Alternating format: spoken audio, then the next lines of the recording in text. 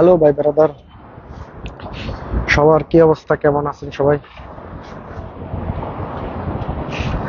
আমি বর্তমানে অবস্থান করতেছি মালয়েশিয়া কুয়ালালামপুর কেলসিসি ওয়াশিমা এমসিএ। এটা হচ্ছে গিয়ে একটা ইভেন্ট।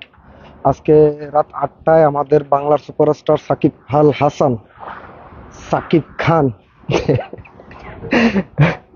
আমি দীর্ঘ 8 বছর প্লাস সাকিব খানের কোনো ছবি দেখি নাই। তো যেহেতু আমি আশেপাশে থাকি, তাই উনি আসছে, না দেখলে কিরকম যেন হয় না, কিরকম যেন দেখা যাচ্ছে না। তো আসলাম, রাত্র 8টায় আবার যদি পারি লাইভে আসবো।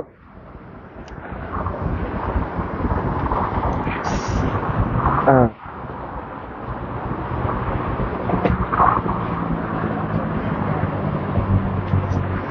তো সবাই রাত্র 8টার পর যদি আসতে পারো তাহলে আইসো।